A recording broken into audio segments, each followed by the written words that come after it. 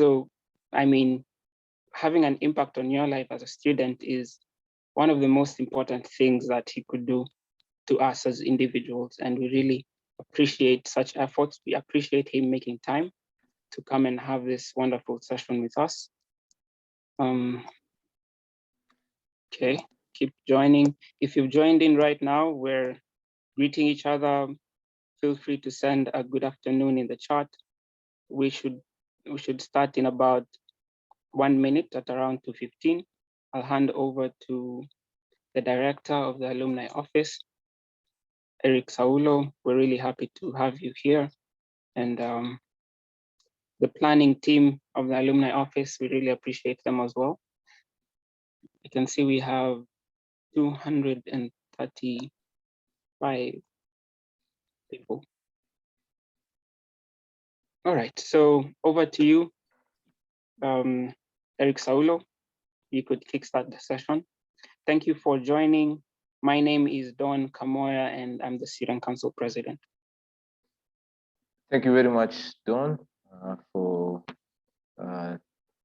having us for the last few minutes. I want to thank all the participants who joined into the meeting. Thank you for being patient in the waiting room as we were trying to set ourselves up. I would like to thank Dr. Ogutu, our Vice Chancellor Designate, who graciously agreed to discuss this topic with us this afternoon. My colleagues from the alumni office who have been working closely with the Student Council to make sure that we have this event. We are going to start off, and I will very shortly introduce Dr. Ogutu to give us some his opening remarks about this topic, and then he will take questions in about half an hour, 40 minutes. He will take questions to respond to ideas, questions, things that we have in mind. We encourage you to type your questions, your comments, your expectations in the chat box. And Don Kamoya and myself, together with the team from the alumni office, will look out for that, and we'll make sure that Dr. Ogutu answers them. So why is the alumni office interested in organizing events? We are looking at you students as future alumni, and we want to start working with you to show you what the alumni office can do for you. So this is a strategic event that we are having, and we will continue having these events, working together with the Student Council to make sure that you have a chance to interact with our alumni and with the alumni community, so that as you finish your studies, you seamlessly join into the alumni community. There are many more benefits of being an alumni, and as a student, now we're just beginning to have some of these benefits. Today, we are talking about careers, preparing you for the professional life. And so one of the things that we as students will have to do when looking for jobs is to have a CV. Now, a CV does a lot for us, and it's good to have a good CV and a killer CV for that matter. To speak to us about this is Dr. Ogutu, who has talked a lot about this, about careers, and has many ideas that he is going to share with us today. So I want to now invite Dr. Ogutu to start us off in this session. Thank you very much, Eric. And thank you, Don, for all those kind words. And it's fantastic to have so many students here. I can see we have almost 250 students attending this session. So this is fantastic. I've always been fascinated by CVs. And so when Christina and her team chose this particular topic, they called it a killer CV. I was just thinking about that title and saying, wow, you know, what sort of a CV is that? Like, you just look at it and you're dead. Like, it's game over, you know, that CV just kills, and it speaks beyond words. And that's what we're here to talk about, how to have just such a CV in a few years' time, for those of you who are in first and second year, which is most of you, or for those of you who are about to hit the market just now. So my love with CVs started a long time back. At one point, I was in your exact situation, just about to finish university, and all of us were applying for jobs. And I must admit, I was one very confused guy. I didn't quite know what to apply for. So I had all these different interests and they all looked cool and interesting. So a lot of my classmates were thinking of getting into one of the big four. So PricewaterhouseCoopers, Ernst & Young, KPMG, Deloitte & Touche. And that seemed to be a good way to rise up the corporate ladder. So I was tempted too. And I applied to PwC. And then my heart was really in journalism because I thought it was exciting. You do different things every day. It's action-packed, especially if you get into investigative journalism, which is what I wanted to get into. So I thought that's a really cool profession to get into. And then on the other hand, I loved languages. So there was this possibility of working with a tour firm and spending all my time going on safaris, going around with tourists, camping, just basically enjoying myself and getting paid for it. So those were the options that were in my head. And so I proceeded to do the applications. I did the one at PricewaterhouseCoopers, went through all the hoops. You send the application. Out of 1,000, they immediately reject 700. So 300 are invited for an interview. So you come, you do some tests, writing, mathematics, then they reduce it to 100. Then now that 100 are called for a one-on-one interview with a manager, a PwC manager. So I did that, and then eventually they narrowed down to 50 who go and see the partner, and you're interviewed by the partner, and then they issued 25 contracts, and I was issued with one, which I still keep as a souvenir. But like I told you, my heart was somehow in journalism because that's what my dad did. And I guess I romanticized journalism and I just wanted to get into journalism.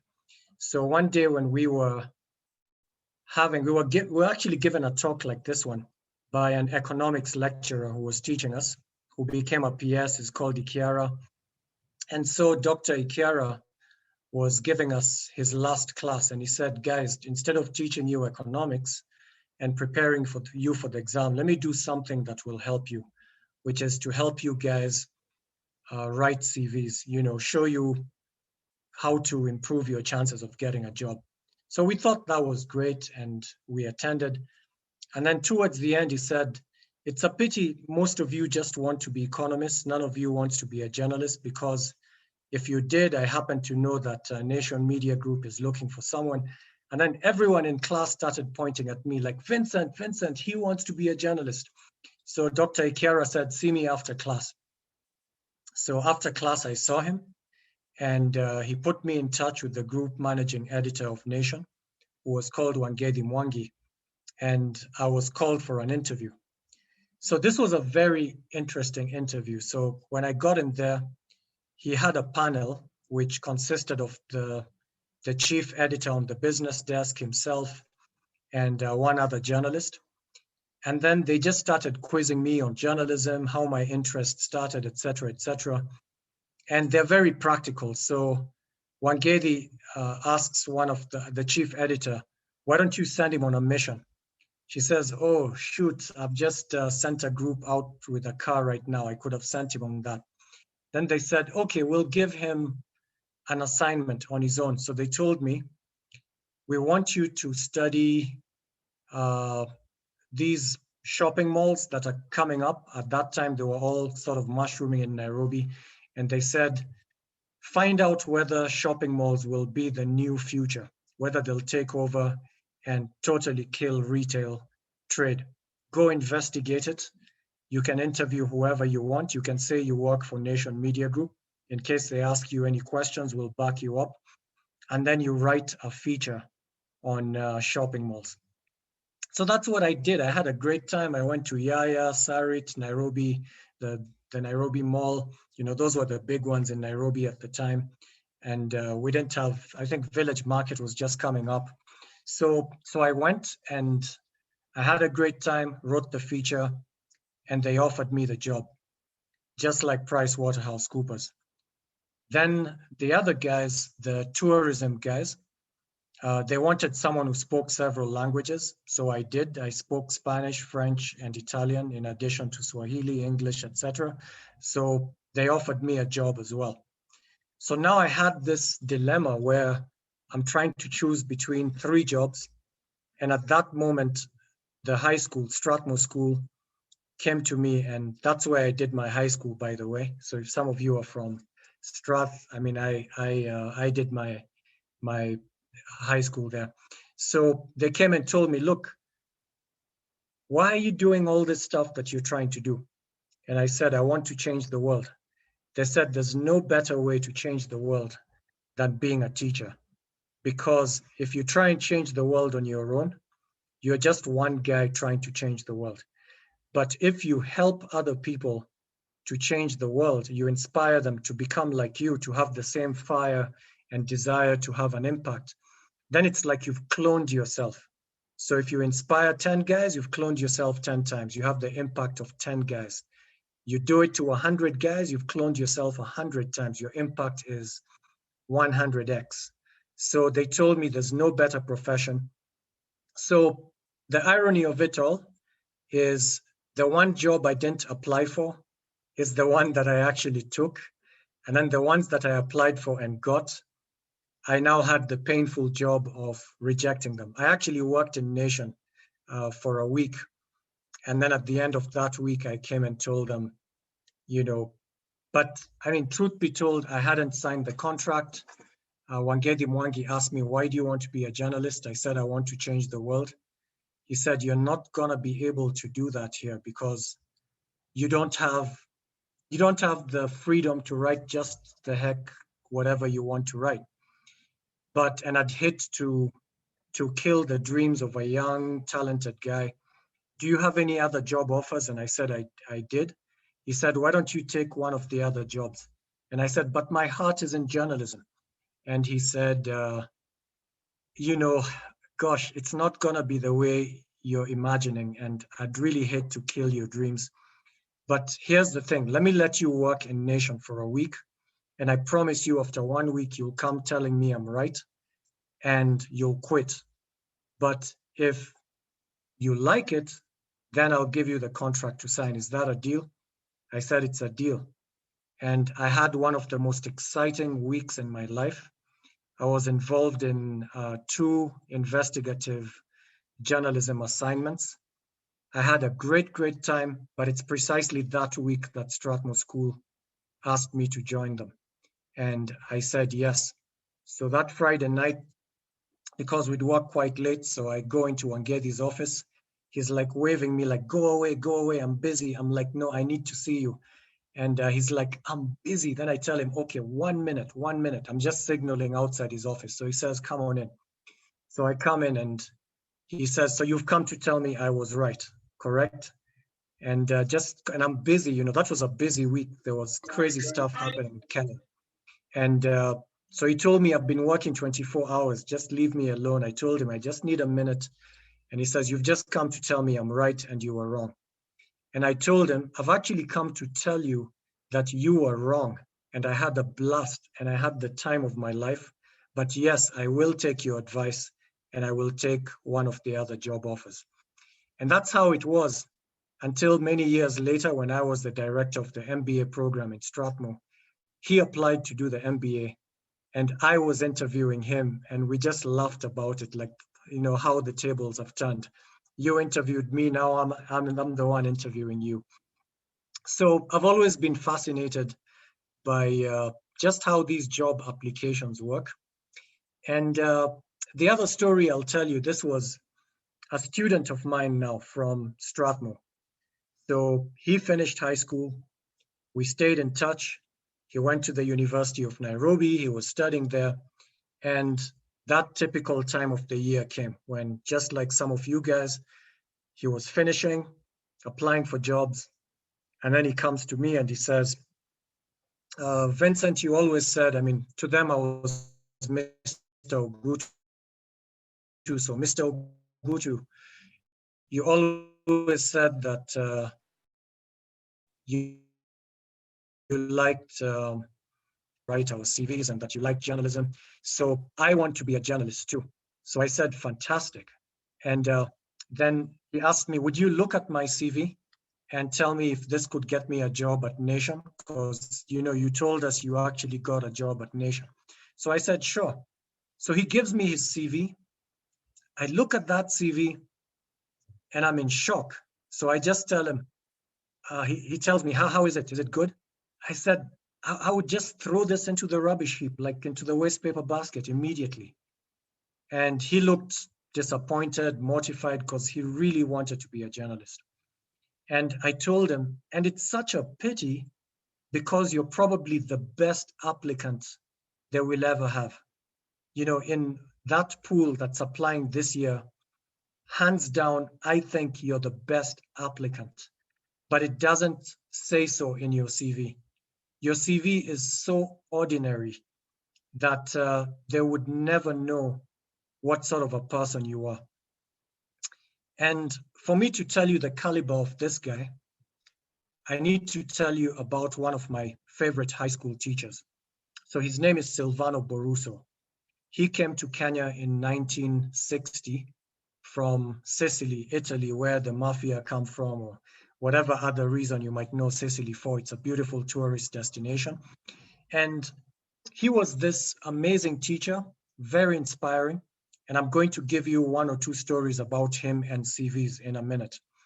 But the fact is, one of the things that made him extraordinary was the fact that he had read so many books. In fact, we used to call him the man who knows everything. So he taught us history, he taught us biology, he taught us geography, he taught us handwriting. I mean, he was just crazy. It's like he knew everything. So we just basically called him the man who knows everything. And you could come to him with a question on almost any topic, and the guy would have an authoritative answer for you. So if it's history, you mentioned was so-and-so the nephew of King so-and-so. He says, no, he was his third cousin removed on the mother's line from, I don't know, the Habsburg, dynasty. We're like, how the heck does he remember such stuff? So he was that sort of a guy. He had read books. He didn't like watching TV or movies. He would tell us he preferred watching the stars and the sky and reading books. So he had read a ton of books. So the reason I'm telling you this story is I used to see this student I was now advising. When he was now still in campus, he would come to see Mr. Boruso. Like he would come to see him. I'd see him very often in the compound. And at one point I asked Mr. Boruso, so what are you, and I don't want to give his name away, so I'm not giving his name. I'll call him Mike. It's not his real name. So what does Mike do when he comes to see you? And then Boruso tells me, he's actually been coming to borrow books from me. And I've reached a point where frankly, I have no more books to lend him. He's read all the books I would recommend, which was shocking because Boruso had read so many books, so very many books. He was the man who knew everything. So for him to admit that one of his students had read almost as much as he had was revealing. So now when that same student comes to me and says, I want to be a journalist, look at my CV, I obviously know that he must be the best candidate. He knows everything. His English is off the charts. His knowledge of economics, politics, it's just off the charts because he's been a disciple of the great Mr. Silvano Boruso.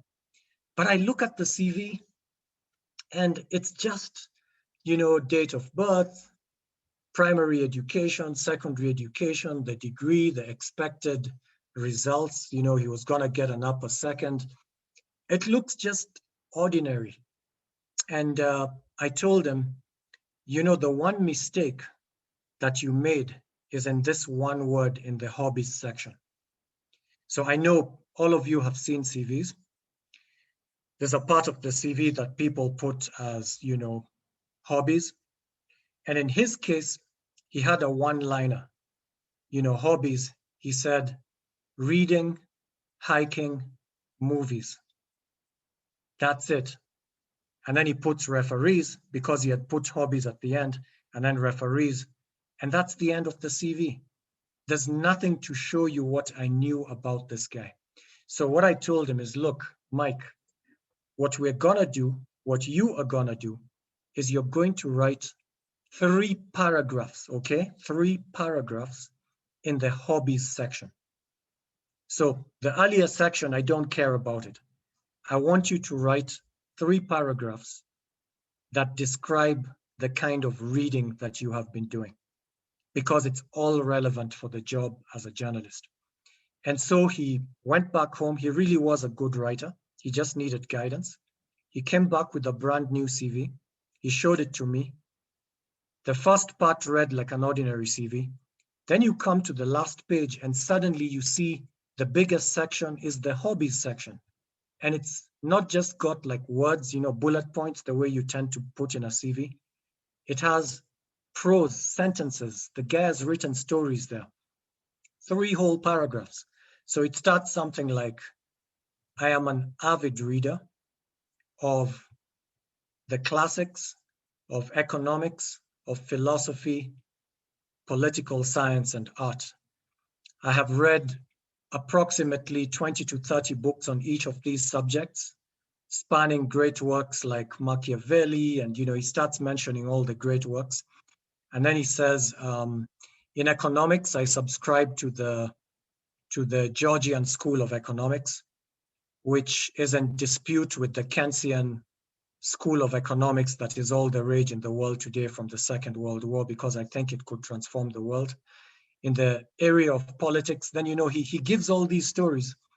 So when I looked at the CV, I told him, okay, Mike, guaranteed, they will call you for an interview. They would be mad if they did not call you for an interview, because they'll know that anyone who has read as much as you have knows a heck of a lot and deserves to be a journalist. And that is what happened. So the guy went for the interview. Actually, before he went for the interview, he came to me. He said, I've been called for an interview. I said, I'm not surprised. So let's prep you for the interview.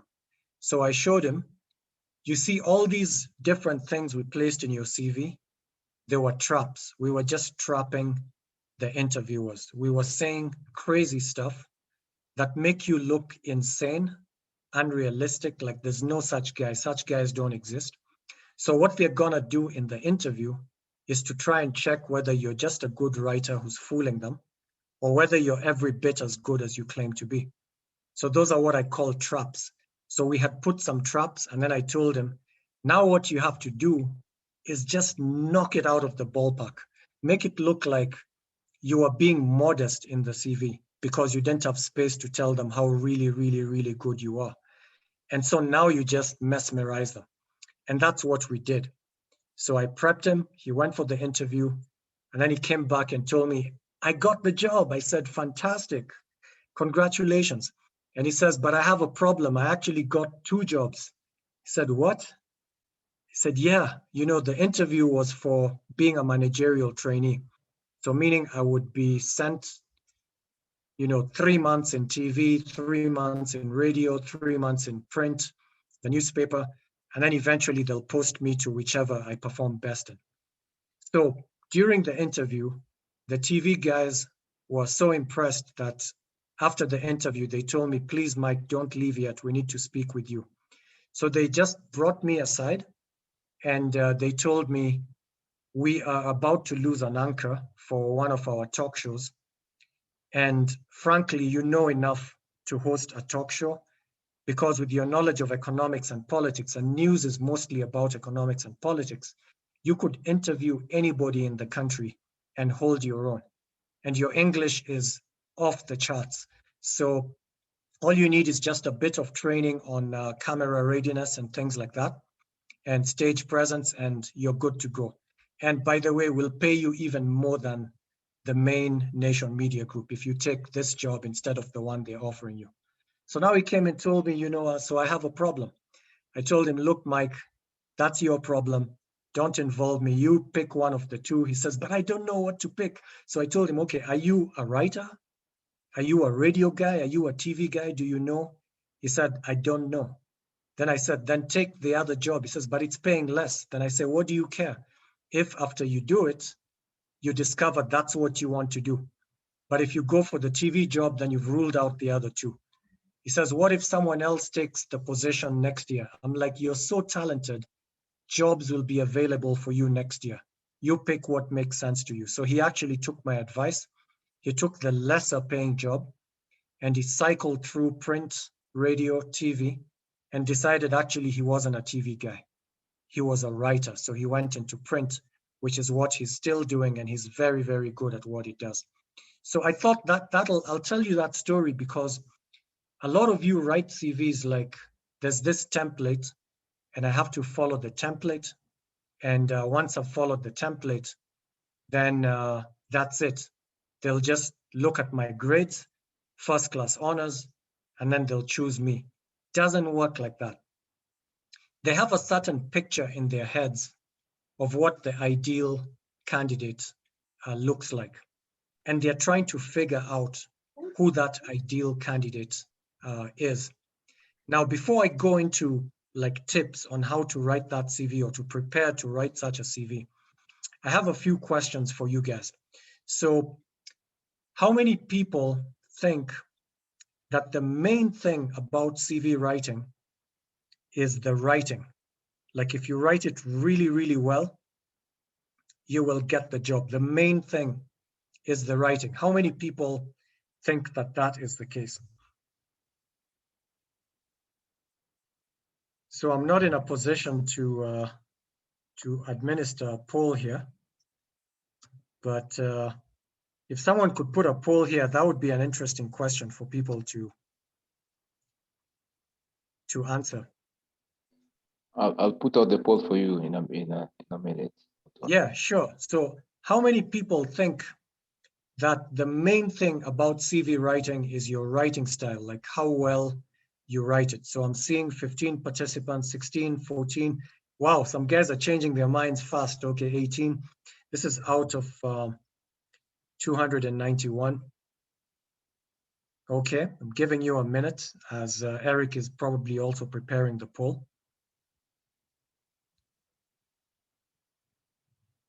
So how many people think that it's in how well you write, that is the secret?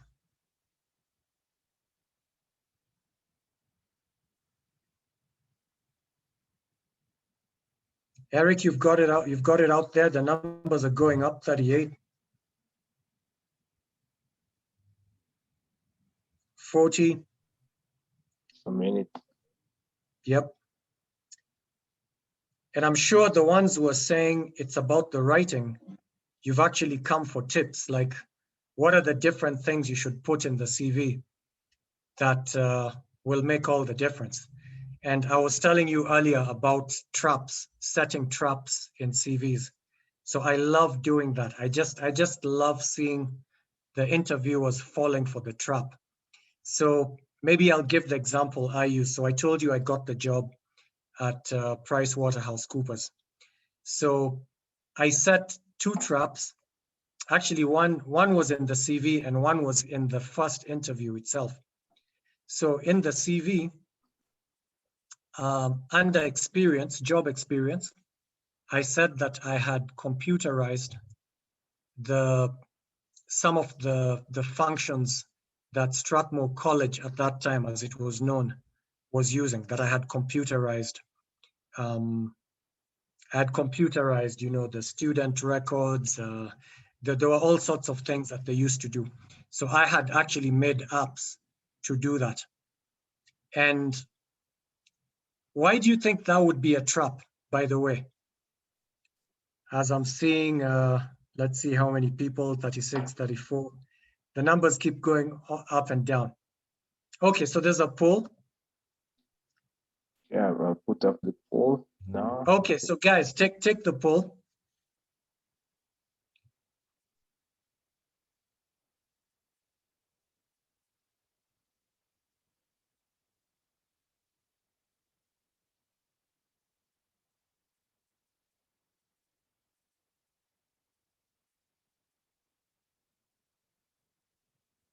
Okay, we have about 80 people have participated. Okay. It's almost all of them now. Yes. Yeah. So I will let me publish the results. Okay, publish the results. Okay, so 60% say that CV writing is mainly about the writing, that a good CV is all about the writing mainly.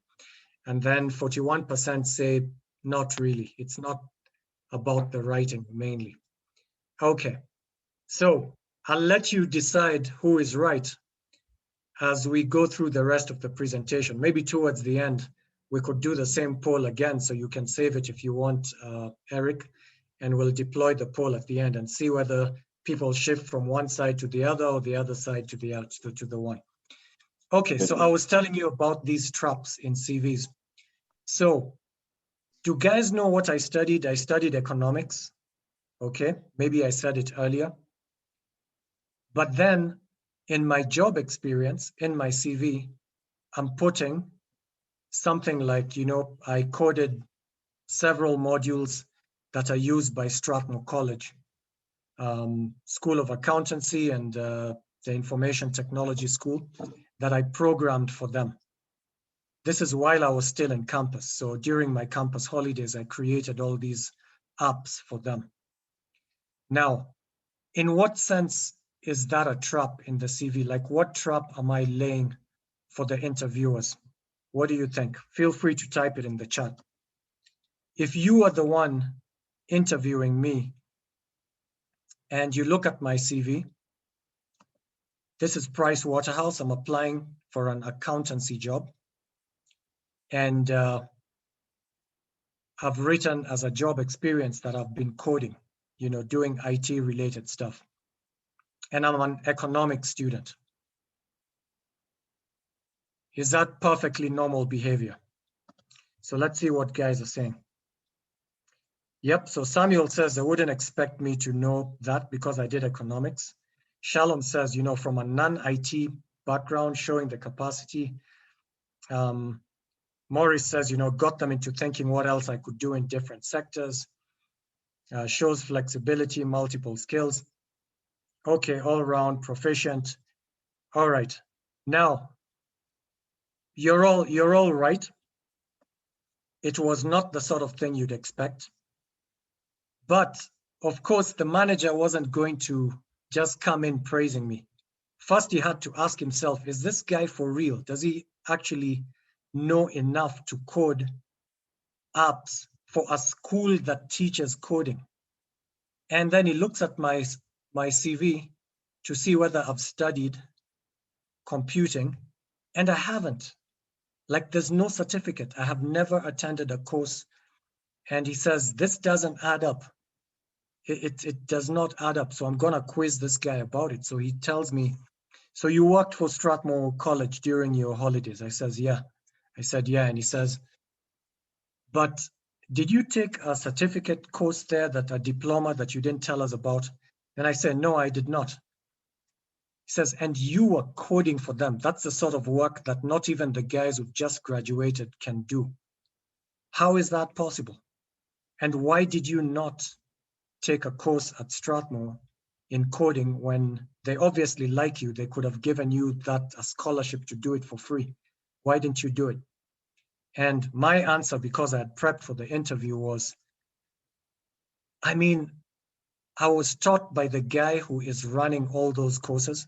So Dr. Sevilla, he taught me personally, he coached me personally because he saw the potential I had. He gave me 40 hours with the main manuals in the language I was supposed to code in, which was called DBase 3+. So there were only 3 manuals in the world about it at the time. I spent 1 week, 40 hours, read all 3 manuals, mastered every single command, and then we started coding with him giving me flowcharts. Then I make the code. I mean, then I eventually, you know, he troubleshoots. Then eventually I'd tell him, just don't even make the flowcharts for me. Explain what you want to be coded. I'll do both the flowcharts and the coding. And eventually I could code straight without writing any flowchart. It was all in my head and I could just code. So I said, the guys who are taking these courses, they were learning how to code theoretically. They were given a project that they have to do. That's the one project they've done in their lives. I was making projects every single week. It was my bread and butter. So why would I take a course that couldn't teach me anything? And again, it sounds arrogant, but you're just stating a fact. And then they said, so he still wasn't buying the thing. He thought I was bluffing. So he said, really? Like, really? And then I told him, well, I know that Pricewaterhouse uses DBase 3+. If you call your best guy right now, just ask him to challenge me to make any program, and I'll do it on the spot. And then he can judge whether I know what I'm talking about. And now, of course, he had to believe me because I was daring him to bring the best guy in PwC and we compete. And he said, okay, could you teach programming? I said, yeah, I could teach the managers the essentials of programming and coding. And then, so that was one of the things that they took, but it was basically a trap. Now, why was I able to set the trap in the first place? What made it possible? Obviously, the fact that I had actually done coding. What gave me the confidence to challenge the best guy at PwC in a duel of coding in a particular language? It wasn't rash self-confidence, someone who just believes in himself but is not really that good. I had actually done it. So the best guy I knew at Strathmore was Dr. Sevilla. So towards the end, I used to even ask him, so this program you're asking me to make, if you were to make it, how many lines of code would you use? And then he thinks and he says 20 lines. And then I tell him, that's the best you can do. It's like, it would be pretty hard to program it in less than 20 lines. Then I tell him, I'll do it in 10 lines. He's like, no way. And then I say, watch me. Then I go. 1 day later, I show up with the code. It's 10 lines. And basically what I did is I nested functions. So in one line, I put like a command inside a command inside a command. So instead of creating loops and, you know, different junctions and things like that, I anticipated. I just put if this, then that, then, you know, within one line. And it's the equivalent of 5 lines of code. And I've done the whole thing. So I used to play these games with him where we would challenge each other. And so by the time I'd done 4 years of this stuff, which I was doing every holiday when I was in campus, he'd say, don't work for anyone else, come work for me and just do this work for me. So I knew I could challenge the best guy at PwC, no problem at all. So this should get you thinking that the CV is not about lies. It's not about false claims like, hey, I'm one of the best in a particular field. You had better be one of the best in a particular field, especially if you're saying it. So in a killer CV, you're not just saying, I'm excellent at something. Everyone else is going to say they're excellent. You have to say something outrageous, something like, I consider myself to be in the top 1% of people in Kenya who do what I do. Now, that is a bold statement, and you have to be ready to face the fire in an actual interview. So once you say something like that, they're obviously going to be interested in you. So they'll call you for an interview. But woe unto you if you made it up, because they will tear you apart. They're going to just rip you up for wasting their time and taking the slot of a really good person because you lied in your CV. So by the time you make a bold statement, you should have all your ammunition lined up to defend yourself, because they're gonna come at you. And it's gonna be you against them, you defending yourself. And you better have the ammunition. And the best way to do that is, even though it looks exaggerated, make sure that you have much more ammunition to make it look like you actually did not give a fair reflection of just how really, really, really, really good you are. So when you come, you say, so why do you say you rate yourself among the top 1% of people who do this? Then you'll say, well, you know, I didn't have space on the CV because you fellows said it should be a 2-page CV or something. So I won a hackathon.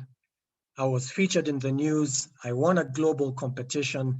I've been featured in the newspapers. There's this and that and that. I have this thing that has so many views, blah, blah, blah, blah, blah. And then they say, okay, stop.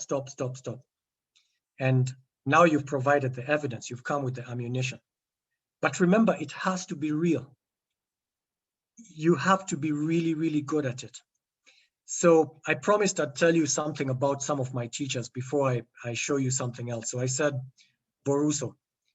Now this Mr. Boruso guy, incredible teacher, he told me when I was just finishing high school that in the jobs of the future, you're not the one who's going to be applying for a job. You'll actually put your CV somewhere. Maybe in those days, we didn't have the internet. So he said, you'll probably put your CV in the newspaper and say, here I am, this is what I do. If you're interested in hiring me, please send your applications to such and such an address or this phone number. And then they apply to you and you interview them and decide who you'd rather work for. And then you go work for them. And I thought he was nuts. I thought he was totally crazy. But more and more, I believe that he was right, that there's a certain category of people who can do that, who can actually say, who wants the opportunity of having me work for them? And they'll actually get people applying to work for them.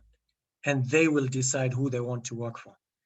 Now, not just anyone can do that. For you to do that, you have to be what I call a superstar. Okay, so you're very, very good at whatever it is you're trying to sell as your skill. You have to be a superstar.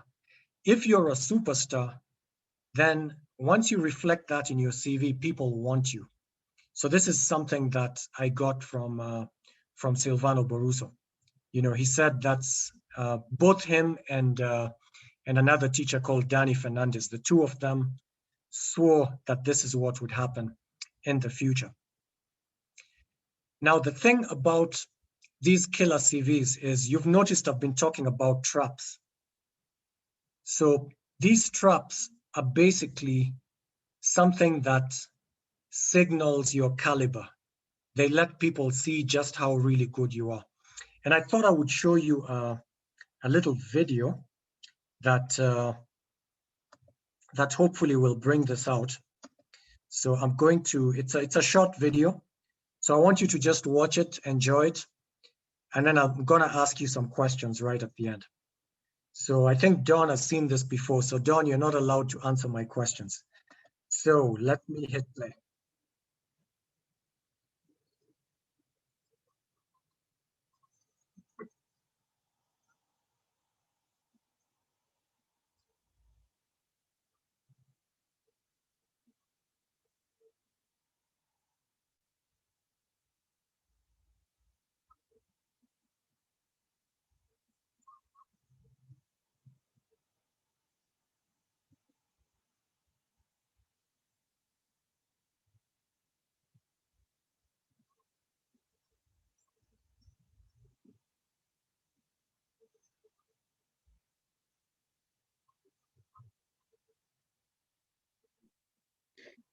Hey, Dr. Vincent,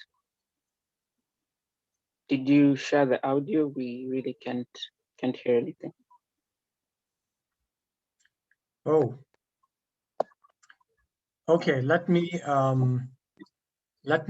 stop share, and then hopefully when I try to share it, it'll share as audio.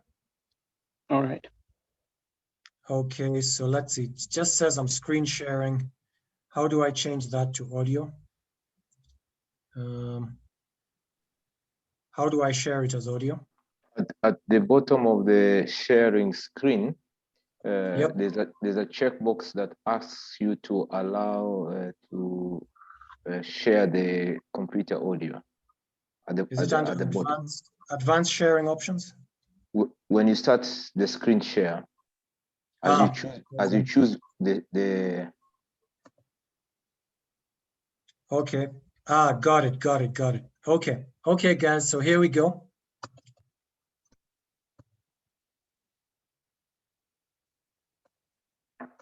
Is it better now? Springbok are the most successful desert antelopes in Africa. With short, thin fur, they can easily offload heat by sweating. The white patterns on their coats help to reflect solar radiation. And they never need to drink. They can extract all the moisture they need from the most meagre desert plants.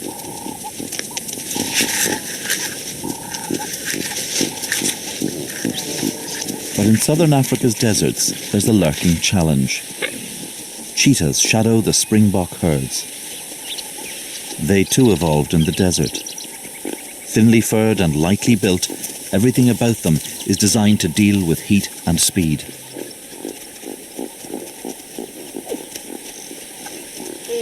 Cheetahs are sprinters, not made for a long-distance chase.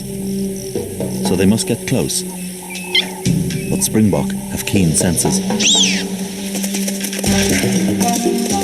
True to their name, springbok can leap 2 meters high.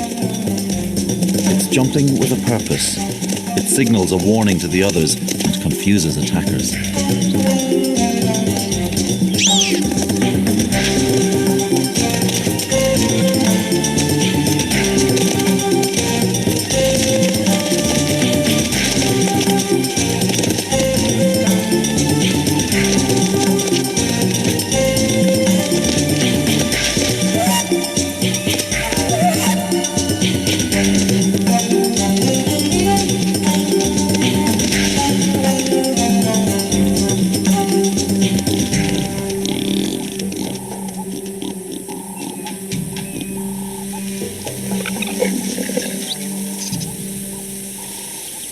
After such a burst of activity, springbok need to cool down fast. Here in the Kalahari, temperatures can be unbearable, but large animals can at least find a shady haven under the broad canopies of camel thorn trees.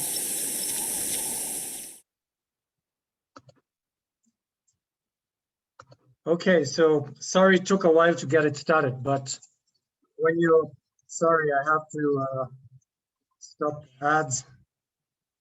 Very good. So now, what was the most interesting thing about those springboks?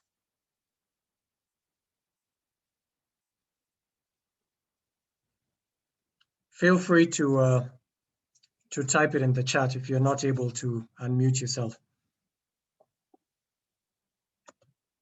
Is there anything that fascinated you about the Springboks, which is also the name of the rugby team in South Africa? So jumping 2 meters high, yes, the way they jump. So it says to confuse the attackers, jumping 2 meters, their efficiency, water efficiency, making others aware of the danger, their senses, extreme hearing, very good. So if you were a springbok and you knew a cheetah is next to you, would you waste your energy jumping up in the air?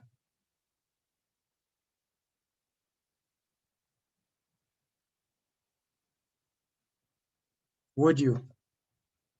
So several people saying no. But remember, if you took off and you didn't warn the others, then in future, they won't warn you either.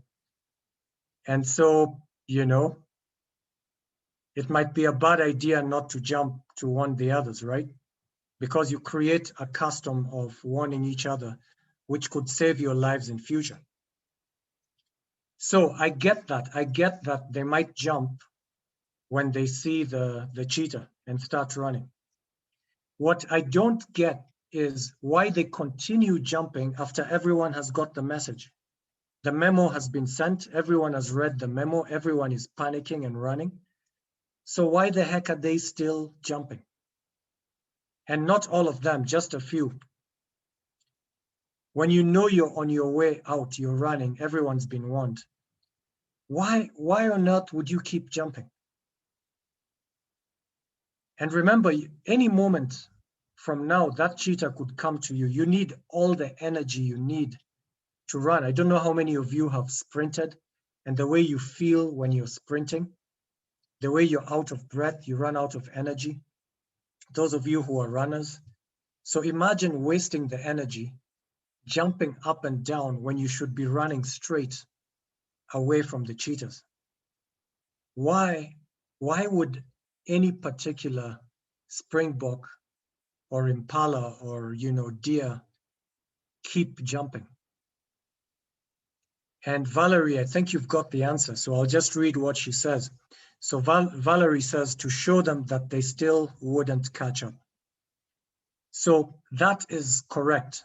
So the ones that keep jumping, even when they've already taken off, it means that they can actually afford to waste that energy. How do they know that? Because they are the quickest in the pack. They have raced with their peers from when they were little kids, calves. And they know that no one in the herd can outrace them. And so they can afford to waste the energy. Now, are they just showing off? Or is it playing a role? So if you know you're the fastest and you're jumping in the air because you can afford to do so, you're still wasting energy, or are you? Is there like some logical purpose why you keep jumping? It's no longer helping the others to escape because the others have already heard the panic button, they've heard the siren, they've read the memo, everyone's running. But they might chase one of you and you're still jumping?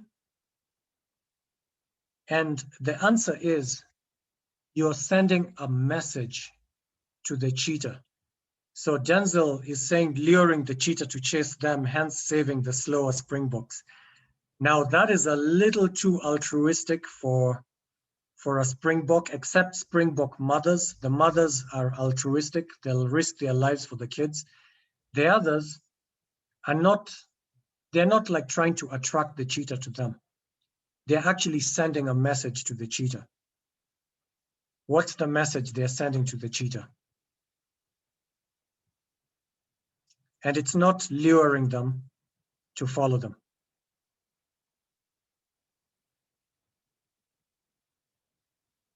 Yes, Stacy, you got it. Stacy's saying you're too slow.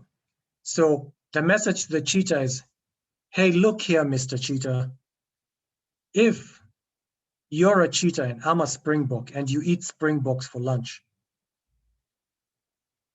and I'm running away from you, why would I waste my energy jumping up and down? It must be because I'm so good, so very good, that you're gonna embarrass yourself coming after me. So please, Mr. Cheetah, if you don't want to embarrass yourself, just take any one of these other guys, the ones who look like they're panicking, because you'll have a better chance than coming for a guy like me, because you will simply never catch me. And the cheetah's not stupid. It'll be, oh, I'm not going after that guy who's still leaping up in the air, wasting time. No, I am not going. I'll stay in my lane. I know my lane. I might be a cheetah, but I know my lane. I don't want to be embarrassed. Besides, my cousin Cheetah is here. Bro Cheetah is here. Sis Cheetah is here. I'm trying to impress them. I don't want to get embarrassed. So let me pick that panicky looking springbok and go after that one. So that's what's going to happen. So that's what these springboks are doing. The first jump is to warn the others, like, hey guys, there's a cheetah around. Then they start going. The ones who keep leaping, they're saving themselves. They're basically telling the cheetah, pick somebody your level, go to the little leagues, play in Division 1. I'm in the Super League. Unless you're in the Super League, in which case you're welcome, stay in your lane, Mr. Cheetah. Just stay in your lane. So that is what I call signaling. Now that word is amazing. So I'm going to just type it here, because I'll keep using this word over and over again. And how much information did they have to give the cheetah for the cheetah to get the message? Did they write a 3-page CV? When I was a calf, I outraced all my siblings, and I'm the #1 in the Keleti Plains. And then we migrated to another plane, and I found the #1 of that plane, and we raced, and I was #1 again. And then we went to South Africa, and I raced. I mean, are they gonna write like a 3-page CV? What do they do to let the cheetahs know, hey, I'm this good? Like, seriously, I'm this good. It's just a couple of jumps in a crucial moment, in a moment when you'd expect a guy to save energy, waste it. And the cheetah's not stupid. If there's one thing they're not stupid. They're very, very, very clever. So they'll say, thanks for the heads up. I'll go for your cousin instead. That's what they'll do. And that's what I call signaling. Now, all you ever have to do in a CV is to signal. You just have to signal. Send the right signal. Be creative. There's no like single way of showing that you're good. So the way the Springbok is doing it is by jumping up and down. Let's test your creativity. Think of other ways it could have shown that it's really fast and fearless. Show me some other ways. Type something in the chat. Exercise your creativity. In signaling, show me another way to tell Mr. Cheetah, I'm not the guy you should be coming for. So let's get a few attempts. Waits for the cheetah, doesn't run. Cool, very cool, very, very cool. Like it. Thank you, Jason. Show me another way. If it can run backwards, yeah. Like, hey, I'm just playing with you. I'm having fun with you guys.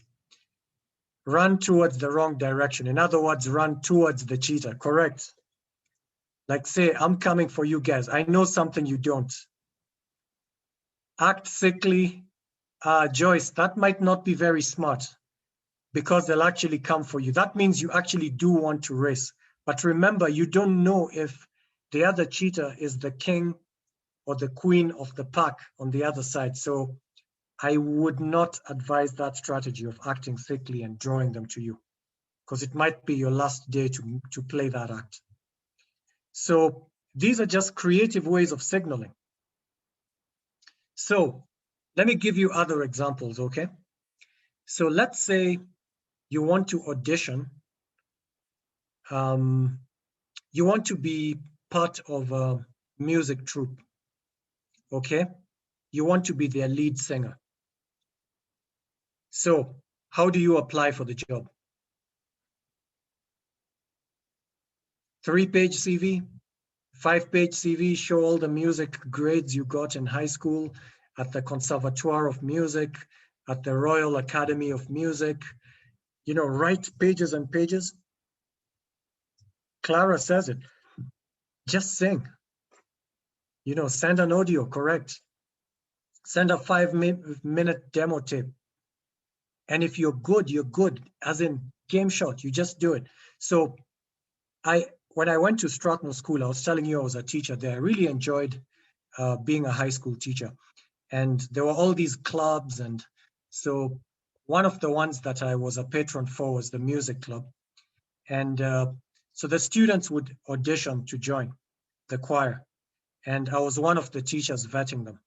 And I would give them a simple test. I'd just give them one line to sing, like one line, not even a whole song, just one line that takes you all the way down to all the way up in one line. It's a simple song. It's something like, morning has broken. Or I could even start it lower. Morning has broken. And then they just shake their heads and say, sir, thank you very much. And they'd walk away. Then I'd call the next student, audition, show me what you've got, sing after me. Morning has broken. They couldn't, so they just go away. One line, you just take one line, make the guy shift 2 octaves. You can't, they go. It's as simple as that. If I'm testing a guy for their level of English, sometimes all I need is just to speak with them for 2 minutes. And then I know they don't need to take an English test. There are certain sentences that if they can craft are so sophisticated, it shows your caliber. Like someone who can craft a sentence like that is really, really good in English. So I remember one of the best sentences that I ever enjoyed. There's this European Kenyan who was accused of murder because he shot someone on his farm. His name is Chomley, and he went to one of the best high schools in England called Eton, which you all know about. And so he spent time in a Kenyan prison. And the newspapers loved interviewing him because he was just such a celebrity. So at one point they asked him, so how's life in prison, Mr. Chomley? And then he started describing, you know, the people there, they're not bad at all. They're quite, you know, courteous towards me. And, you know, prison life is tough, but there's this nice side of it. And, you know, he kept on, but he was basically setting them up for the slaughter, you know, like the final punchline. And then at the end of the whole story of how prison is not that bad, etc., then he ends the sentence by saying, but I can't express how very, very much I want never to go back there again. Now, I don't know if I can type that fast enough, but I'll just put that in the chat. Just for you to appreciate the crafting of that sentence.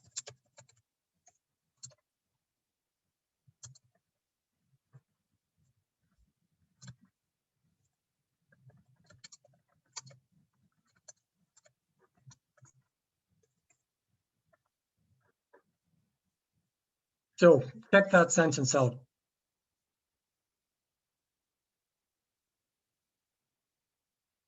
I mean, he's not using big words. He's actually using simple words. But look at the way he weaves them together, the way he puts those sentences together. No ordinary English speaker can do that. You have to be almost at native speaker status and a good one at that, which he was. He studied at one of the best schools in the world. And that's the level of English that he could have. You know, I can't express how very, very much I want never to go back there again. Now, if you craft a sentence like that for me, game shot. I don't need your 3-page CV. I just need that one sentence. And I say you're hired, you know English. You're actually damn good. You're very, very, very good in English. One sentence, that's all I need. So when it comes to signaling, all you have to do is figure out where's the killer punch, the knockout punch, the one that's gonna just sock them in the chin and it's over. You know, I've sent the signal that I'm that good. So there are many ways of doing it. So if you go to an interview, let's say you're one of those top 1% guys in whichever skill you're talking about, and you go to the interview, challenge them. Just, you know, so, I mean, I know about this stuff. I mean, feel free to ask me anything you want about this. Then they're like, oh, this guy is arrogant, huh? So then they ask you a question. Now, you could answer that question, or you could send a stronger signal. You could say, sir, I really don't want to waste your time by answering that question, because you'll then have to ask me a harder question and then a harder question in order to establish my level. That's like 2 levels below where I'm at. So please ask me a harder question. Just saving you on time. I'm saving your time because I respect your time. That sounds so arrogant, doesn't it? And yet it's so powerful. They're like, oh, okay.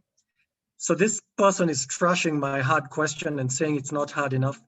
Let me give this guy a really hard question, one that we haven't answered yet.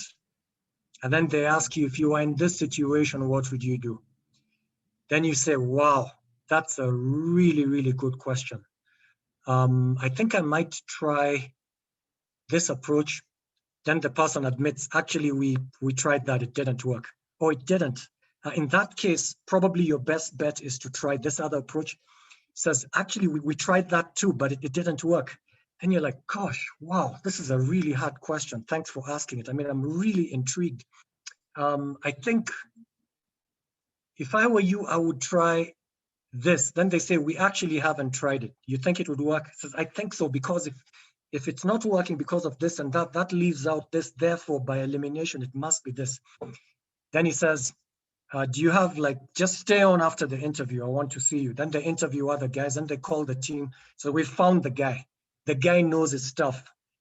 You're hired, by the way, and now work with this team that's already on it and start now. That's how it goes, just because of your signaling. So that's what we're talking about. You know, how do you signal? And remember what I said earlier. You better not signal what you can't do, because they'll slaughter you. So what do you do in order to be able to signal something that powerful? So listen carefully to that question. What do I need to do in order to be able to signal a very high caliber, that I am high caliber? What do I need? What do I need to be able to signal that? Obviously, it could be you just write, but obviously, if you send the wrong signal, you die. You know, I mean, you might bluff, you get the job, and then you start underperforming, and that's it. But generally, you might not even get the job. You'll die in the interview. You'll set the trap and signal in the CV. They'll slaughter you in the interview when they test whether you're really as good as you claim to be. So the only way to do that is to actually be that good. Now, how do you become that good? What do? You have 2 years to go. Is it by passing exams? You got it, Diana. Practice. Yeah, you got it, Job. Mariam. The only way to become good at anything is practice. You know, practice, practice, practice. So what you need to do is figure out, what are you talented in? So talent is not the same as skills. Talent is potential. If I practice, I will become good. So I know that I'm musically talented, but I don't have the kind of skills I see people showing off on YouTube. But I know that if I practice, I could get there. And so for the past 1 year, I've been practicing through the Ken Tamplin Vocal Academy. So look him up on YouTube. Amazing guy, the Ken Tamplin Vocal Academy. I've still got a long way to go. In fact, sometimes he tells you, for you to do what I just did, there's no like silver bullet. It's not gonna happen in a week. It's gonna take 6 months of 1 hour practice per day. So if you were thinking, I'll give you a silver bullet, sorry, this is a hard-earned skill. He just gives it to you straight. So I know I have the potential. I dream of becoming that good, but I know I have to practice. And Ken Tamplin says so all the time. You know, he says the Ken Tamplin Academy, where the proof is in the singing. So not in the speaking, in bragging and saying, I can do this. No, he says, before you follow the advice of anyone on YouTube, check whether they're doing what they're preaching. Watch their demo. If they don't demo, don't follow them. Watch a guy who can do what he's telling you or she is telling you to do. And that's what Ken Tamplin does. He demonstrates first and then he teaches you. So he always says, welcome to Ken Tamplin Academy, where the proof is in the singing. And then he does crazy stuff. He can go up to like, you know, soprano, and he's a high baritone, but he's that crazy. So practice. Now, where do you practice? How do you practice? Where are all these opportunities? Is it in class? Is it out of class? You're in Strathmore University, spare time, out of class. Actually, the answer is both. And Alice got it, both in and out of class. So you get the knowledge in class, and then it inspires you to try some stuff out. And then you try it on your own. You watch some more stuff on YouTube. You join a club. You join a sports team, whatever it is. And then you get practicing, or you get an internship somewhere, you shadow somebody. But all this is practice. But even in class itself, you can pick up skills. So one of the ways that you're going to mesmerize people is with your presentation skills. Now, if you find this lecturer who's really good at presentation skills, pay attention, learn their tricks, all their tricks. You might even get a B in that class, because instead of paying attention to the content that the lecturer was teaching, you're paying attention to the way they're teaching. Like, wow, that was such a cool technique. When I teach in future, or when I present in future, I'll remember to do that. So at the end of that semester, maybe you barely passed that subject, but you learned so much about presentation, because that's the one thing that lecturer taught you, how to present. And now you'll be an ace presenter wherever you go. So recently, about 2 years ago, I got to meet my high school English teacher, Ernest Quintal. He lives in Canada now. And we just hung out together, and I was telling him, you know, sir, because I still call him sir, you know, it's kind of hard for me to call him Ernest. So, you know, Ernest Quintal. So I told him, you know, you taught me so many tricks that I use in public speaking. And he says, Vincent, like what? Because, you know, he was a professional actor. He was like Ken Tamplin. The proof is in the singing. In his case, he acted professionally for the Phoenix Players in Nairobi. And then he would come in class and show off his acting skills. When he was teaching us literature, Shakespeare, he knew the book by heart. You know, he was just amazing. He could act it. So I told him, you know, sir, you taught me how to use a microphone. And he said, really? I said, yeah. So he says, what do you remember?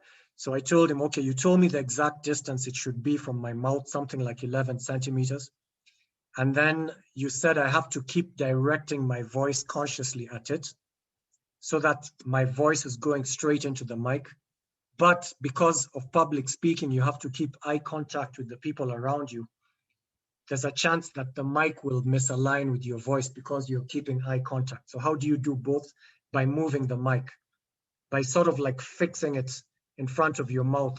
And so even if you move up and down, you're moving it as if it's fixed to your mouth. And that way your voice is always going into the mic, but you're also doing the other tip of public speaking, which is to make eye contact with your audience. So you're doing all of that.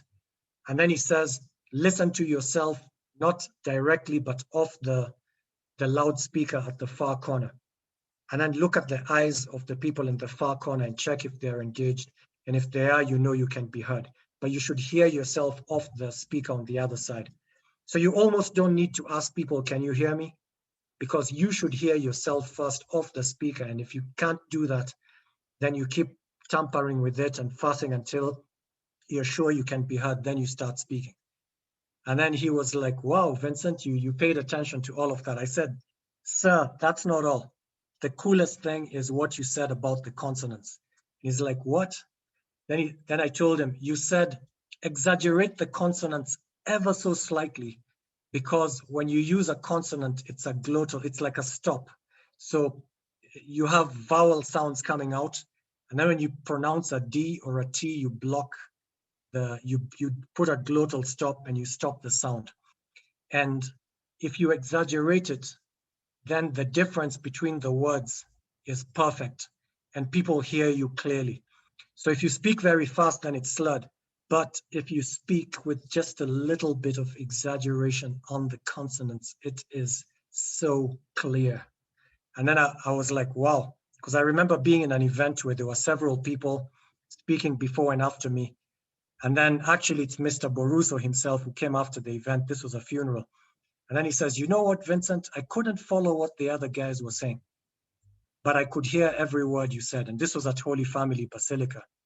It's a huge arena, you might say, but he couldn't hear the others because he was getting older and all of that. But he said, I could hear every single word you said. And I basically said in my heart, thank you, Mr. Quintal, because you taught me how to do that. So you can learn anything at any given moment if you're paying attention. You just have to ask yourself, what do I want to learn? Which skill do I want to pick up? And who are the masters? Who can give me a master class? And so you look around for people who are talented, who are actually skilled in the area you're talented in. Then you watch them and you learn the tricks from them. And then you look for the opportunity to practice. So you practice, practice, practice, practice, and then you become excellent at it. And then you start now looking for proof that you can do it. Maybe you won a competition, maybe you hosted an event, whatever it is, the skill is that you're trying to get. Once you've gotten it, collect evidence. And one of them might be a knockout punch, the type that you can write in a CV. You can actually be arrogant enough to send a half-page CV. And the example I like giving guys is, we now have an engineering school. Imagine somebody sent me a letter saying, I'd like to apply to be a professor at Strathmore School of Computing and Engineering Sciences. My credentials, I'm the Nobel Prize winner of physics, 2015. Then the letter ends there. Are you interested? Of course I'm interested. I mean, the signaling is off the charts. I don't need to know anything more. I don't need to know, where did you go to high school? Did you get an A in physics or maths in high school? Where did you do your degree? Did you get a first class honors? What about a master's? Do you have a PhD? How many years experience? Irrelevant. Once the guy puts his name, Tobin, Nobel Prize winner, physics, 2015. Interested in hiring me? It's done. I just need that one sentence. That's powerful signal that tells me, if I can do this, I can do all the lower stuff. And if I can do it, you don't need to know all the other stuff. It's irrelevant. I've already shown you the level that I'm at. So I'm going to end it there and open it up to questions. And just before I do that, Eric, just deploy the poll again. So is CV writing about the writing? Is it mainly about the writing? What do you guys think? So just deploy the poll and let's see what people think. Should be up on the screens now.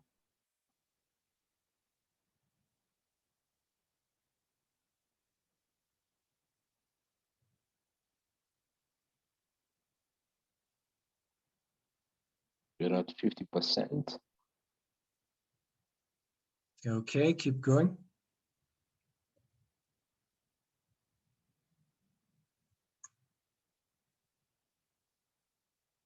%70%. Mm-hmm. Wow, a lot of people have switched camps.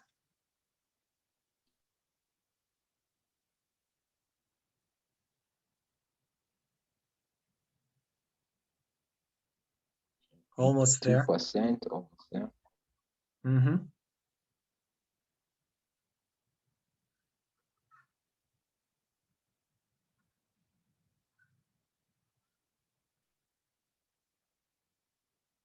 Okay, we could stop it there.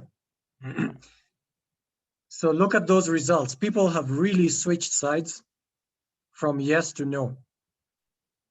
Now, guess who I want to talk to first? I want to talk to the guys who said yes. So for those who say yes, please type why you say yes, because everyone has a reason.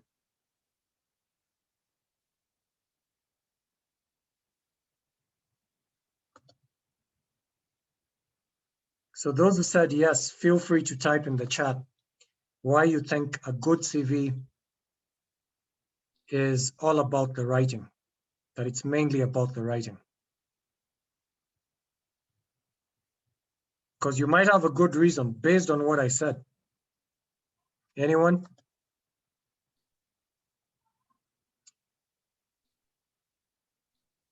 So let's see what guys are saying.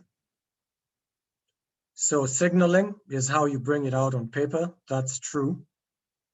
Signaling gets the attention of the interviewer. So it's about signaling to someone who knows virtually nothing about you.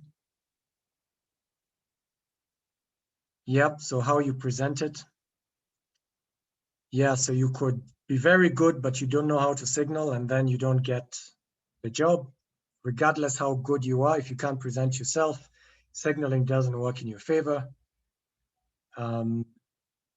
Yeah, so if I was grading this exam, I think you all pass with flying colors, both those who said yes and those who said no. Because those who said no are probably paying attention to the fact that you actually have to be good. It's not about claiming to be good. It's about being really good. And those who are saying yes are saying, even if you're good, if you don't know how to signal, then you go nowhere. People won't discover you. Other people will take your opportunity. And that too is correct. But I think you all get the idea that you have to, first of all, be very good at something. And I've shown you how to do that. And then you have to know how to signal. And there are thousands of ways of signaling. Remember with the Cheetah, you all came up with some pretty cool ways of signaling that you're faster than them. You know, you had a way of signaling that sent fear into the Cheetah, which is the exact opposite of what should happen. The Cheetah should make you fear, but you found a way to signal it. And you can do this with employers. In fact, when people come to me and say, oh, help me get a job, then I say, so why? I mean, like, what are you good at? Says, no, I have a degree in BCom. I say, BCom what? I say, marketing. And I know if you give me a contact, I'll get the job. Then I'll tell them, why is it that after 4 years in Strathmore, you still think you need me to get a job? Like you need a good word from me and that'll open the doors and then you'll get the job. Aren't you confident in yourself, confident enough to get the job yourself? They say, no, that's not how it works. People don't go for the best guy. Then I say, it's because you don't know how to signal. Say, yeah, but you know, the guys even who are interviewed, they'll try and pick people who went to the same high schools they went to, or who know your dad or your mom. You know, I don't have a contact in that organization. Then I'll say, man, here's an original way of signaling. So you write to the person who's interviewing for that position. And you say, dear so-and-so, I realize and I do respect that your firm has a 4-tier interview process before you select the final person. In my humble opinion, that is a waste of time because I'm already better than all the guys you will get after your 4 levels. And just to signal to you just how good I am, here is a link to something I did, which was acknowledged globally. And the only reason I'm actually applying to you guys is because I prefer to work in Kenya. I could work in the United States, I could work in Australia anytime I want, but I prefer to work from home and I think you're the best in the country, so I'm offering my services to you. And I really think it's unnecessary for me to go through your 4-tier interview. Now, are they going to read your letter? Yes. Will they be curious enough to look at the link you're sending to you receiving this international award, to companies crying to get you to come work for them? They'll see it. Will they want you to work for them? Absolutely. Will you skip the 4-tier interview stage? Absolutely. Say, but it goes against their rules. They will change their rules. They will re-advertise the position and say, we have a rigorous, interview process and people have to meet the following standard or equivalent. They'll say or equivalent. which allows them to pick you as the equivalent, and they'll change the rules to get you. That's how it works, because you know how to signal. Or again, the same BCom marketing guy can say, why don't you study these guys, study how their company is performing, look at all the marketing campaign they had in the past year, and then critique it. In fact, if it flopped, even better, you can rubbish it. So you write to them and you say, I'm a third year, I'm a fourth year BCom student, Strathmore, and I think you totally messed up your marketing campaign. And the way you went wrong is you misunderstood millennials. Now, I'm a millennial. I understand millennials. You clearly were targeting millennials, and you got the message all wrong. Now, if you deny that your campaign was a flop, then I've looked at your public accounts, your last audited accounts for last year, which have just been published in your AGM, and the one for the previous year. I can see you spent more on marketing expenses, which makes sense because I saw all these campaigns going out, and I can see that your bottom line went down. You actually made losses. So your campaign was a flop. And I'm helping you to see why it was a flop. And it was a flop because you misinterpreted millennials. Had you done it like you see where you said this in this ad, no millennial would follow that. You should have said this instead and see how cool it would have been. Take a look at these guys who did it in the States. That's what I'm talking about. And by the way, I've also noticed several other flaws in your marketing campaign, but I won't give it for free. If you want to talk to me, here's my number. They'll call you for an interview. They'll say, we really appreciate what you told us about our campaign. What about the rest? He says, let's talk money. So do you want me to do it for you as a consultant, or shall I do it on the inside?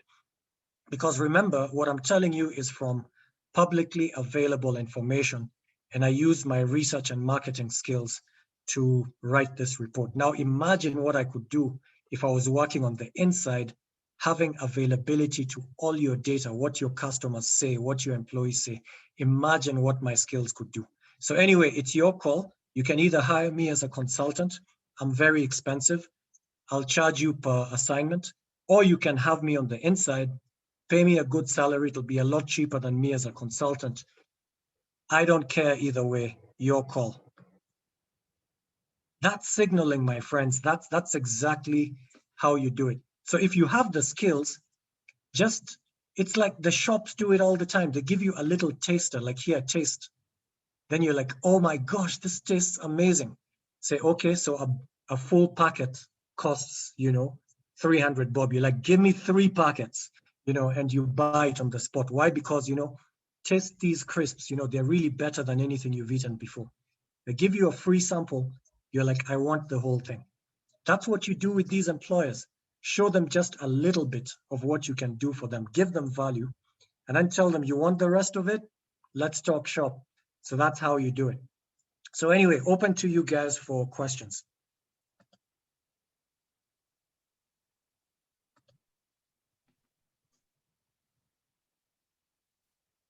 Thank you, Vincent, for that exciting presentation and challenges that you've made to the participant.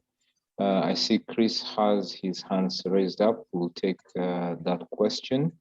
We are running short of time, but let's see how many questions we're able to take. Chris, you can try to unmute yourself. Thank you. That was an excellent presentation, Dr. Vincent. Can you hear me? Yes, very well. Yeah, I was wondering about coming off as arrogant, because in as much as you may be worth it, they might not want to work with someone that's arrogant, and they might take someone on that's willing to learn to become as good as you, as long as they're not arrogant. What do you think we should do about that? Chris, you're right. I must apologize. I was exaggerating for effect. But remember, if you are that good, you could afford to be arrogant. But remember, arrogance is where you let's say if you're saying the truth and you're just putting it as the truth, some people might take it as arrogant. Like the example I gave where you say, I could either answer your question, but I think I'll be wasting your time. And I'm being honest here, that I could answer much harder questions and I'm saving you the time. You're both signaling, sounding a bit arrogant, but it's the truth. And if they say, go ahead and answer the question, then you answer it. Then they ask you a harder question, you answer it and answer it. And, so you're just proving that you were right all along.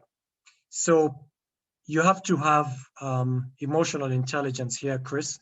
So try a bit of it at the beginning, see how they take it. Now, people are different. Some guys, you'll just see them looking mortified, like, oh my gosh, this guy is so arrogant. Then you tone down, because from the feedback, just like Mr. Quintal was explaining to me, the feedback on the speaker, listening to the loudspeakers and how am I coming off. So that's emotional intelligence. So you look at them. If you see some guys nodding approvingly, like I like the guts of this young man or this young woman, then you're like, oh, okay, I'll give them a bit more of that.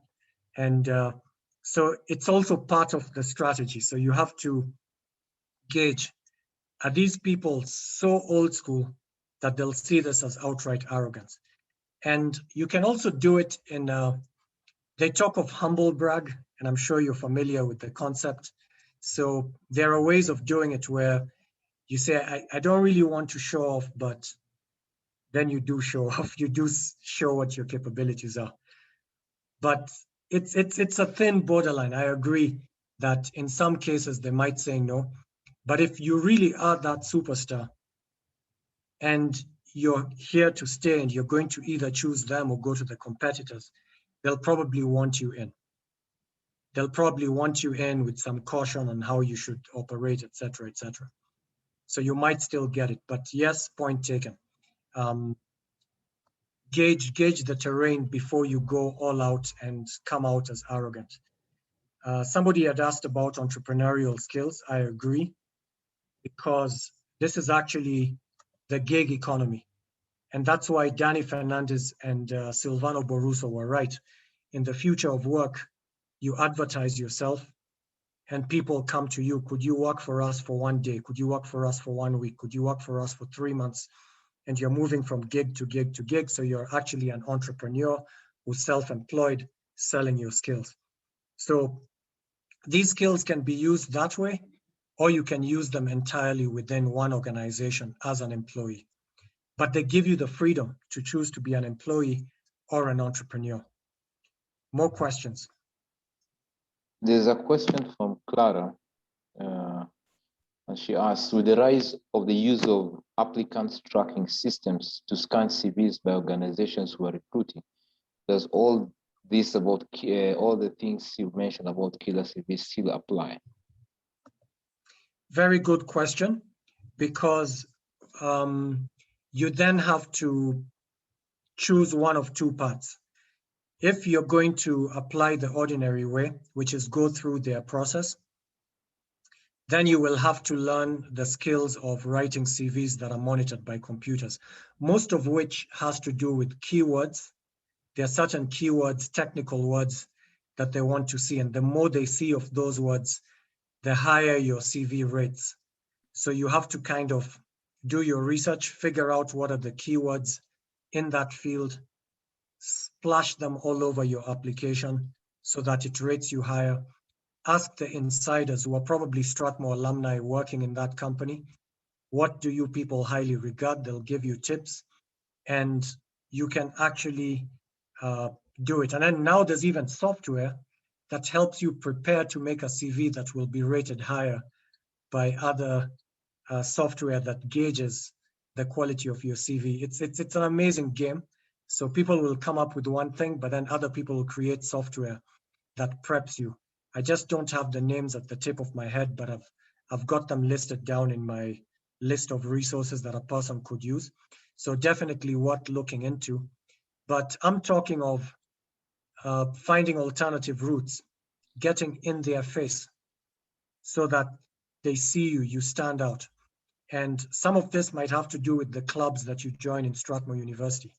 If these clubs invite top people in top companies and you get to hobnob with them, then you get your 30-second elevator pitch. You get a chance to impress them in one way or another. And then you get, they want to talk to you. They're like, please write to me, or here's my number, get in touch when you finish school. And then suddenly you've got your personal avenue all, lined up for you. So these are alternative ways of doing it. But yes, if you're going to go the ordinary route, then you should have the techniques to do that and the software that helps you to do that. And then Zachariah is asking, so, recruitment has scaled down immensely. What does that mean for those about to graduate? If you're good, people will want you. So for the best guys, they'll never be without a job. So people will always want the best guys. And imagine the market shrinks further. People want value. If you can add value, you can charge value back. You can actually command a price if you're offering a value. So what you should invest in is just the value that you bring to the world, to all these different people. And then somebody had asked about, if you're not a superstar, can you still write a good CV? Yes, you can. Obviously, it won't stand out as much as the superstar. But here's the thing. You always, when writing a CV, ask yourself, what kind of a person do they want? Am I that kind of a person? And maybe to Chris's point, they might not want an arrogant superstar. They just want somebody who has the values of that organization, who has the minimal skills to do it, and that's it. Or maybe they know they can't afford a superstar. So when they see a superstar, they get scared. They're like, no point interviewing this person because we can't afford this person. So if you present yourself as exactly what they're looking for, then you get the job. But you have to profile them really well. So what you really have to be good at is research, understanding people, the body language I was telling Chris about, but in this case, understanding the language of the organization. What kind of an organization are they? What kind of people do they tend to like? What kind of people are they looking for? And if I can paint myself as that person through the CV, then I get the job. So the CV is basically painting a picture, and you have to paint the picture of being the kind of person they want. So you send the signal. Sometimes if you're too good, you send that signal, then you don't get the job. So I know people, for instance, who in their CVs omit the fact that they have a master's because they know they won't get the job, because people will be afraid, because maybe they just did undergrad, went straight to a master's, but because their work experience is even less than those who worked after undergrad but don't have a master's, and yet they want a higher salary, employers will say, no way I'm employing this person. So sometimes when they know that, and in a market like this pandemic one, somebody might actually hide their master's in order to be the ideal candidate. Then when they show up, they're like, you have a master's? It's like, yeah, but it's good. You don't have to worry about it. I'm not asking for extra money. I understood what I was coming into. And that's it. So that's signaling. So if you want to signal that you're not that good, then that's the signal you want to send. You just have to understand signaling. You signal what will get you the job, you get the job. You know you can do the job, so you're not lying. You just didn't show them how really, really good you are. But in the case where you need to show how good you are to beat the others, which is most of the time, then you also know how to signal. So I hope that answers your question. How do you get the culture how do you know the culture of the companies as an outsider, Daniel? That's why networks are so important. That's why it's good to make friends when you're on campus. In these 2 years that you're in Strathmore, in these 3 years that you'll be in Strathmore, 4 years, make friends and attend alumni reunions where you're meeting guys who graduated ahead of you. And I'm saying when you're making friends, not just among your classmates, even people ahead of you, because you'll be really good friends. And then you'll be hearing about their interview. How did your interview go? Wow, that sounds crazy, but you're learning. You're just hearing tips from them. And then later on when they're working there, you say, I actually want to apply here. What are the best tips you can give me? They'll give you. What's the culture? They'll tell you. They might even tell you who's interviewing and what their style is. And if, for instance, they're very strict, they, you know, like Chris was saying, they might feel intimidated by somebody who's arrogant. Then you come and you speak, you know, professionally, less arrogant, toned down, because you've done your research. So make friends when you're in Strathmore with people ahead of you and people behind you. You never know when you'll need the job. So, and you'll be each other's helpers in future. How to leverage LinkedIn, Wendy? Yes, I once met the person who was running that part of LinkedIn. And she's since moved from LinkedIn last year. She's moved to another company. She's a Kenyan, by the way. And so LinkedIn has these services where they give you advice. So if you've created your profile really well, then they can tell you such and such a job is available. We think you have a shot at it. Why don't you apply? And some of these jobs need people with certain skills. So LinkedIn can even tell you, we think you have 7 out of 10 of the skills that you need to apply for this job. But the good news is we know how you can get the other 3 skills that you don't have if you use our training kit for those skills which are in such and such a place. It's not that expensive. And then you can upskill yourself on time to apply for the job and now claim that you have all 10 skills. So LinkedIn is actually getting more sophisticated. I'm not using those capabilities much myself because I'm not like looking for a job. But it's got so many capabilities now. So definitely look up the training kit for LinkedIn, and you'll just see LinkedIn. I mean, I get jobs being sent to me by LinkedIn, like, we think you should apply. So I just ignore. I look at it as just for fun, like, oh, okay, so they think I should apply for this, head this particular institution or work for this organization. It's flattering, it's interesting. It also gives you feedback on how you're coming across.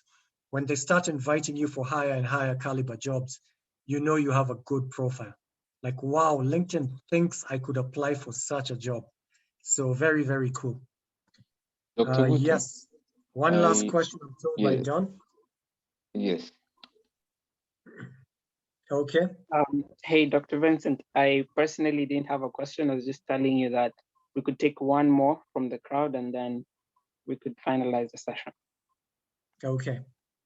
All right. Okay, let me ask some question that came in before the session. And this is still about the CV. How does one make the CV eye-catching, engaging? Should they use visual aids? How brief should it be or detailed? You commented about highlighting certain sections. So how detailed should it be? How brief? And even the tone that we should have in the CV. So all of that depends on where you're applying. There's no simple answer for it. So for instance, if you're applying for a job in the United States and you're just about to graduate from high school, you better have no more than a 1-page CV. So you have to say it all in 1 page. That's just how it is. Now in Kenya, you could afford to send a 2-3 page. I always feel by the time you're doing 4 in Kenya, you're exaggerating, that you can do it in 2 because you have to tailor make it for the particular job. So the last time I sent a CV was yesterday because I was asked to pitch for a grant to do research in entrepreneurship. And I was told, don't send more than 2 pages. So basically I had to write an entrepreneurship CV. So all the other interesting stuff that I like, that I've done, I had to throw it all out and write a CV that's only talking about my link with entrepreneurship and entrepreneurs. So I was just giving things that related to that. You know, the presentations I've made, the things I've come up with, the publications, The latest one which I put was thanks to you students. So I was invited to be a keynote speaker at the HALT Prize, the Africa Finals. So I put that. Then I was invited to give a keynote for the Global Undergraduate Awards in Dublin last year, November, put that. So these are things which were linking me with entrepreneurship, and I was tailoring it. So part of meeting the requirement is throwing out the irrelevant stuff. So every single CV has to be different for every single job. No two CVs should be identical, ever, ever, ever, because it means you didn't do your homework. So I could write a CV as an entrepreneur. I could write my CV as someone involved in youth and talent. I could write a different CV on finding purpose. I could write a different CV on music, even though I haven't done much, but just the interest I've shown and how much I'm studying, and the birthday parties that I've gone to and presented as a gig, the karaoke sessions with the students, I would now put those in the CV, and then promoting music, and so I'd show a lot of interest. I could write a 2-page CV, 1-page CV. It just depends. So you have to tailor it. And then the tone, again, it depends on the organization. If you're writing to Disney, it had better be amusing. They should be laughing. It should light them up. It shouldn't be like a standard, boring, serious CV. Why? Because you're applying to Disney. There should be so much humor and character and personality in your CV. It has to stand out. It has to be a standout personality, humor type CV. And then if you're applying to, a research job, or you're applying for a PhD for research, then you have to look like this serious, objective scientist, like super serious, the sort of things that interest you. I mean, it's totally different. So the tone changes, the language changes, the length changes, and it's your research that will tell you which is the best type of CV that sends the kind of signal they want to see. But it has to paint a picture, and the picture they want to see. But remember, my mantra is the truth shall set you free. So you're not making it up. You're just presenting it in the language that makes sense to them. So if I walked up to, my grandparents, okay, they've now gone to heaven, hopefully, good people, and I try to speak with them in English. It's ridiculous. I speak with them in Luo because that's the language they understand. I'll give the same stories I could have given in English, but it doesn't make sense to give them in English. I'll give them in Luo because that's the language they speak. So if you're talking to Disney, speak their language. If you're talking to, Safaricom, speak their language. You're talking to government, speak their language. So Chris, government is a place where arrogance will not be tolerated. So there you have to be humble, yes, sir, etc., etc. So do your research. It'll dictate how your CV should look, what language you should use, what signals they understand. It has to be in their language, their signals, but you're the one signaling, you're the one picking the signals. So that's how the game is played. Thank you very much, Dr. Ogutu, for a wonderful session. I want to thank the participants who have kept the chat box lively with their questions, with their suggestions, with their comments. Because of time, we cannot answer all the questions that people will have had, but if somebody has a burning question, you can send it to the alumni office or to the student council, and then we can pass it to Dr. Ogutu, and we'll be happy to send a suggestion to answer those questions. There's also been a question about the video that we will also get it and share with all the participants. Just for us to note, this session has been recorded and will be shared with all those who have attended this meeting. With that, I want to thank the team that organized this event, my colleagues, Christina and Anita, together with the Student Council, for a wonderful topic, and look out more for other student-related activities, other alumni activities as well.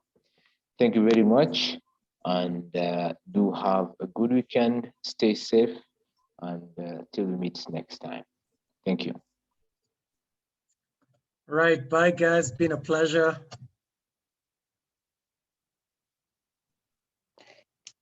Bye-bye. Thank you.